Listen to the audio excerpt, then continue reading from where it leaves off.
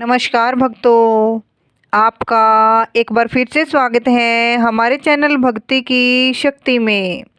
आज के इस वीडियो में हम आपको बताएंगे कि रावण की मृत्यु के बाद पट रानी मंदोदरी ने क्यों किया देवर विभीषण से शादी का फैसला। कथा सुनने से पहले हे भगवान, जो भी इस कथा को पूरा सुन के वीडियो को लाइक और शेयर करे और चैनल को सब्सक्राइब करे तो भगवान श्री राम जी की कृपा उनके ऊपर हमेशा बनी रहे। बोलिए श्री रामचंद्र भगवान की जय हो। रावण की मृत्यु के बाद उसकी पटरानी रानी मंदोदरी सती होना चाहती थी, लेकिन श्री राम ने उसे ऐसा करने से रोक दिया। मंदोदरी बहुत धार्मिक थी और ज्योतिष की प्रकांड विद्वान भी। आखिर क्यों इस पतिव्रता स्त्री ने देवर से शादी करने का फैसला किया। रामायण के कई ऐसे पात्र हैं जिनके जीवन से जुड़ी बातें आज भी रहस्य है।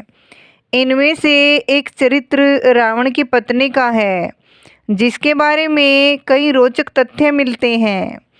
आइए जाने रावण की मृत्यु के बाद उनके जीवन के बारे में। हिंदू महाकाव्य रामायण के अनुसार लंका के राजा रावण की रानी के रूप में मंदोदरी को वर्णित किया जाता है। रामायण में उन्हें सुंदर, पवित्र और पतिव्रता स्त्री के रूप में दिखाया गया है। उन्हें रामायण काल की सबसे सुंदर पंचकन्याओं के रूप में जाना जाता है और मान्यता है कि उनके नाम से कई बाधाएं दूर होती हैं। आइए जानते हैं रावण की मृत्यु के बाद मंदोदरी के जीवन की कुछ प्रचलित कथाओं के बारे में। दशहरा खत्म हो चुका है। देश में जगह जगह रावण दहन हो गया है। युद्ध में रावण की मृत्यु के साथ ही जब राम की जीत होती है तो उस दिन ही हिंदू धर्म में जीत की इस खुशी को दशहरा त्यौहार के जरिए जाहिर किया जाता है। रावण के परिवार में दो लोग सीता के अपहरण और युद्ध के खिलाफ थे। वो थे भाई विभीषण और पटरानी मंदोदरी। दोनों बिल्कुल युद्ध नहीं चाहते थे और लगातार रावण को सीता को सम्मानपूर्वक राम को लौटा देने के पक्ष में थे, लेकिन ऐसा नहीं हुआ। लड़ाई हुई, उसमें रावण मारा गया। इसके बाद राम ने लंका का राजपाट रावण के छोटे भाई विभीषण को सौंप दिया। लेकिन आपको मालूम है कि रावण की पटरानी मंदोदरी का क्या हुआ। आखिर क्यों उसने विभीषण से शादी का फैसला किया। कौन थी मंदोदरी। पुराणों में एक कथा के मुताबिक मथुरा नाम की एक अप्सरा कैलाश पर्वत पर भगवान शिव की तलाश में पहुंची। तलाशते हुए जब वो भगवान शिव के पास पहुंची तो उसने वहां पार्वती जी को न देखकर शिव को रिझाने के प्रयास शुरू कर दिए। जब कुछ समय बाद वहां पार्वती जी पहुंची तो उन्होंने मथुरा के शरीर पर शिव की भस्म देखी और फिर वो क्रोधित हो गई। पार्वती जी ने मथुरा को श्राप दिया कि वो 12 साल तक मेंढक बनी रहेगी और कुएं में उसका वास होगा। मथुरा को अपनी गलती की कीमत चुकानी पड़ी और असहाय कष्ट का जीवन शुरू हो गया। राजा मायासुर ने शापित अप्सरा मथुरा को बेटी के रूप में स्वीकार किया। उसे वो महल ले आए। उसे मंदोदरी नाम दिया गया। मंदोदरी अत्यंत रूपवान और धार्मिक महिला थी। इस तरह मथुरा मंदोदरी बनी।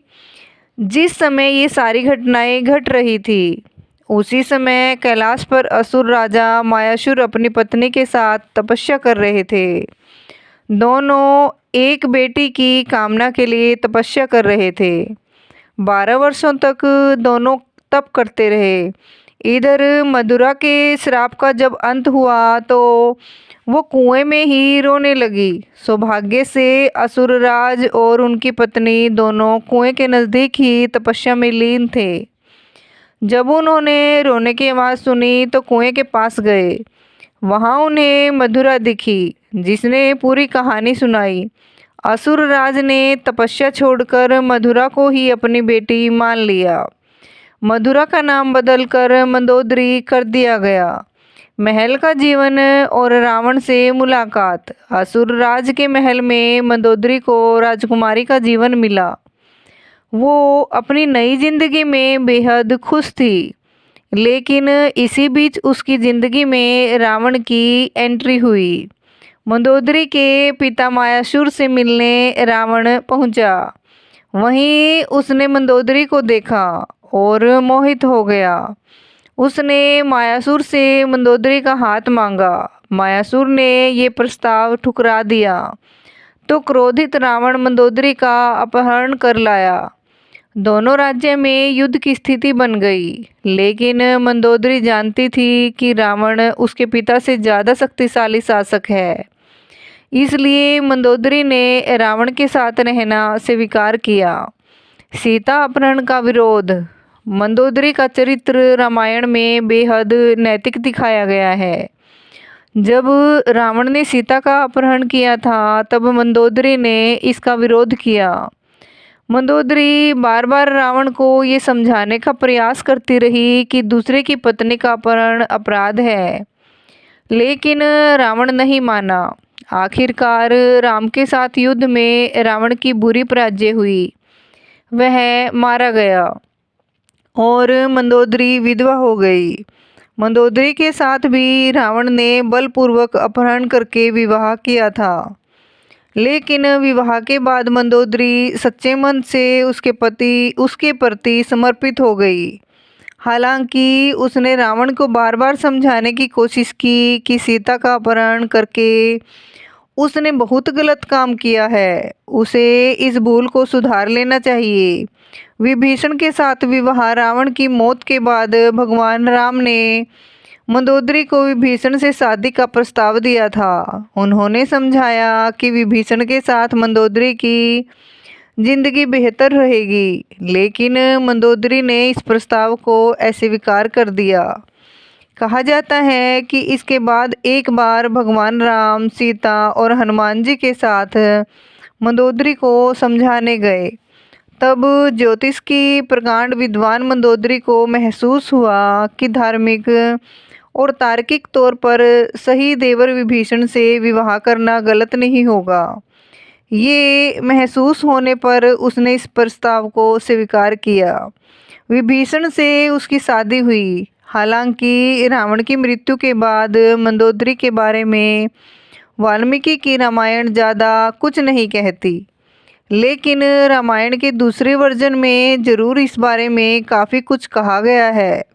विभीषण भी पहले शादी के लिए तैयार नहीं थे।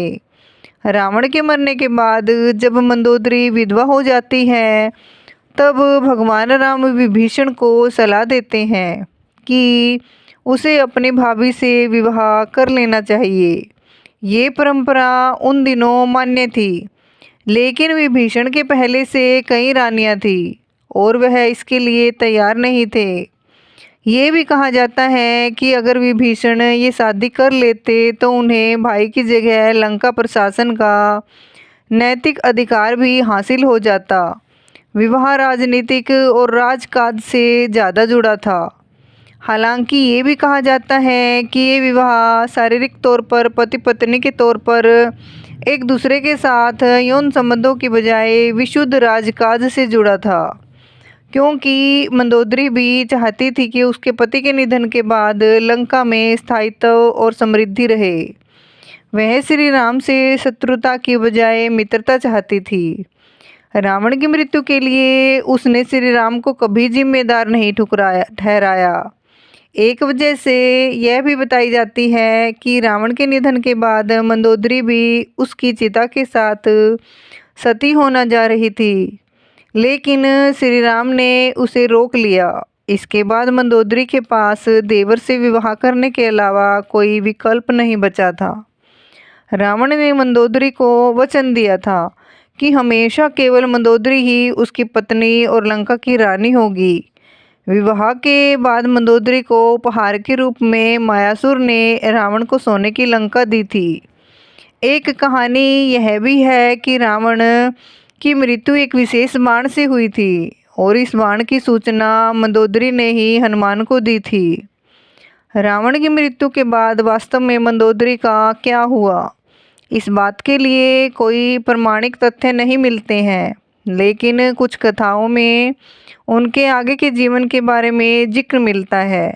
तो भक्तों, आपको ये जानकारी कैसी लगी?